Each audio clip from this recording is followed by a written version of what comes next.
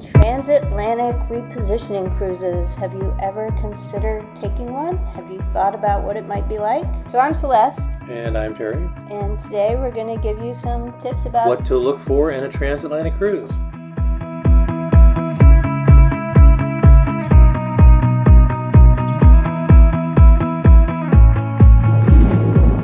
You might also hear a transatlantic cruise referred to as a repositioning cruise. They move these ships back and forth to be able to service demand in the areas they think the demand is going to occur. So for example, ships that might have been sailing in the Caribbean during the wintertime may need to transfer to the Mediterranean for the summertime. So this kind of transatlantic cruise is typically eastbound in the spring as they reposition to the Mediterranean, and then they return in the early fall.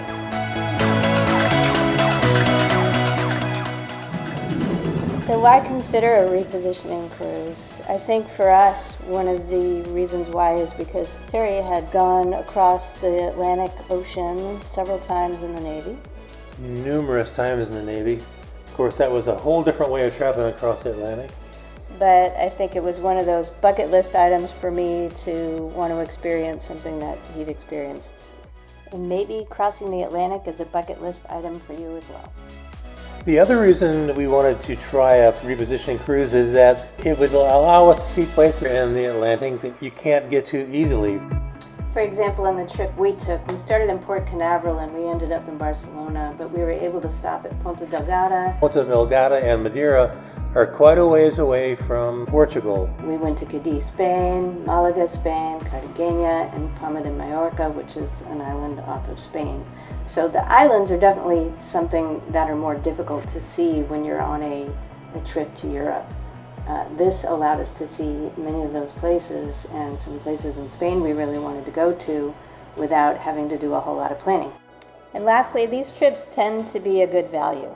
Yeah, they're discounted far more than you would expect. Yeah, for example, I recently looked up the price. There was some really good deals out there. I found one that was from Miami to Spain for $944 a person, balcony on a 15-day cruise. So you're not going to find better deals than that anywhere. No, that's almost as inexpensive as airfare. Next up is partner programs. If you book through, say, a credit card, we booked ours through the United Mileage Plus program, and we got a whole bunch of Norwegian free at sea packages and then overlapping packages. We ended up with so many free packages that we weren't even sure what we wanted to pick anymore because we just had so many. We had free excursions. It was crazy. It was, I think, just our timing and that we got so many free at sea kind of things. So some things to consider before you book a trip like this is whether or not you have enough time to take a vacation that's that long. Yeah, you're going to need a block of time, a minimum of 16 days, and then you're going to have to travel back. So you're looking at 17 or 18-day chunks for a repositioning cruise. And there are very few children aboard. We went in May, and of course we didn't see many kids because they were all in school. And even in the summers, these kinds of cruises, when you're going so long at sea, I think families shy away from them. So you find many more middle-aged and older people on board and very few kids. So if you're looking to bring kids, they may not find as many kids in the kids clubs and things like that. So you want to consider the weather. We took our trip in May and we had wonderfully calm seas the whole time. Not that you will if you go in May. There are periods of time when the Atlantic can get really rough. You'll see all these videos out there of people showing how rough the weather was when we were there. And the closer you are to winter, the more likely you are bumping into rather rough weather. The North Atlantic can be really, really rough. And even in the early fall, it's hurricane season in the southern Atlantic, and those storms can push weather northward, and that'll affect your trip. And even in the spring, like in March, April, you're more likely to get bad weather than you are a little bit later in the spring.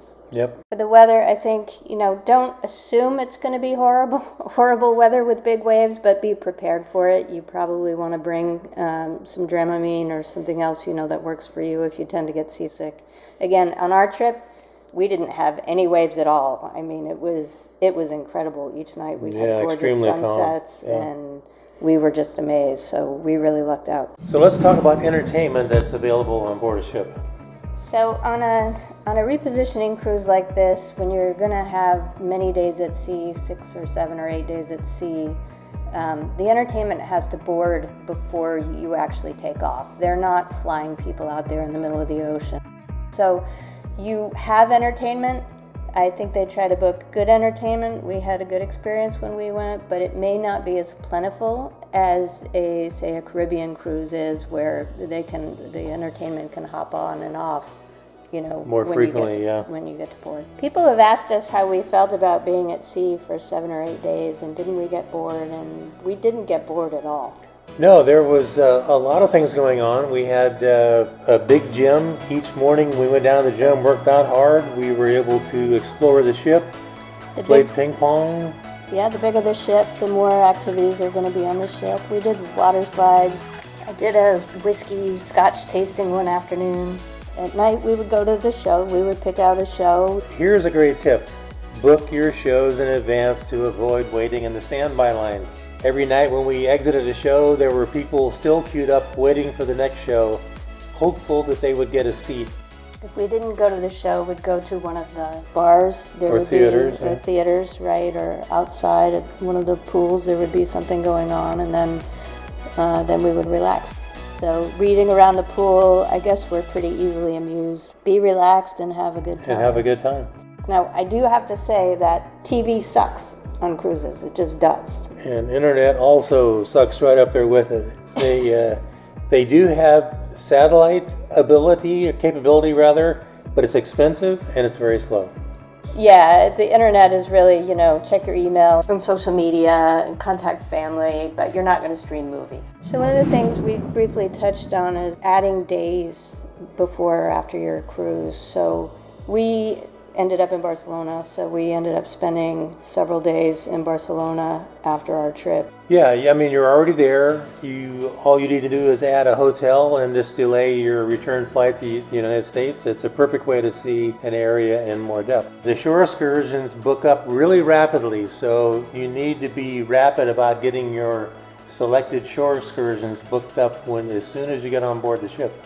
Actually, you can do them before you get on the ship, and we didn't, and we found that a lot of the ones that we wanted to do were booked, so even though we had free excursions, we weren't able to use them all. And some of the ones that we looked at that the ships were offering were actually really longer, or they were more than we wanted to do, and so I think we only used one out of all of the ones that we had, and most of the time we did our own thing because it ended up being cheaper. Yeah, and in the end, we wound up doing some exploring on our own when we had fun doing it. I think if we were to do it again, instead of picking the shore excursion packages, we would have picked either the spa, more internet, or even another one of the food packages. So specialty restaurant dining packages are really worth it. If you're on a cruise for that many nights, you get tired of the dining room and the buffet. Yeah, these cruise lines do a great job of specialty restaurants. All the bigger ships have a number of various food genres: Italian, Chinese, Thai, you name it. Seafood, they're all over the map. So they're worth exploring, and they're all quite good. Yeah, definitely worth. I think we just did the 3-package deal with that. So every couple of nights we were able to mix it up and go to a different restaurant, which was nice. It was like a date night. Yeah, it was universally good. We didn't have a bad meal in any one of those restaurants. So the next set of items we're going to talk about is health. So getting sick on a ship is possible, and even before COVID, getting sick on a ship was highly possible and maybe even probable. On our ship, by the end, Terry came down with a bad cold in the last couple of days, and then as we started going home, I started getting it as well, and we both ended up being really sick for quite a while.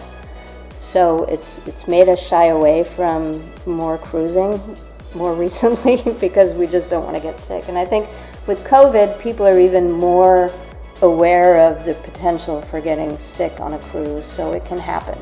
Yeah, let's call a spade.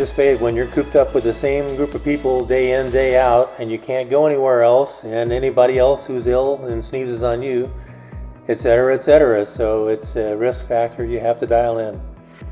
So yesterday I looked up some information. Most of the ships have dropped the COVID testing before boarding the ship. However, some are still requiring it before you get on a transatlantic ship.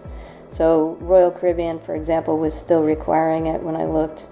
One of the questions we had before we took a cruise was, if you felt bad when you got on board, what would happen if you told them you weren't feeling well, right? Would you lose your money? What would take place? And I did some research, and it looks like there really is no money back. So if you fill out the form and you say you don't feel good and you don't go on the cruise, you lose your money, unless you get insurance that would cover you. One exception to what I just said is that you get your money back, or you get credits for a future cruise if you do test positive for COVID before your cruise. So if it's an important cruise, if you're just doing a short cruise and it doesn't matter and you're willing to take the risk, that's your call, right? But if you're taking an important cruise with family or other people for an event, and if somebody were to get sick, Travel insurance might be worth the cost. yeah, I think travel insurance and making sure that they cover you if you did have a bad cold or a flu or a COVID would be worthwhile.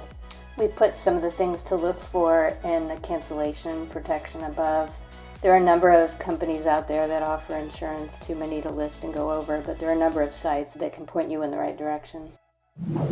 That's all we have for you today on the Transatlantic Cruise Crossings. I hope you enjoyed the video as much as we had making it. We certainly enjoyed the trip, and you should consider it because they are fun. Check out our links below for more information about our trip on our website. Thanks. Bye-bye.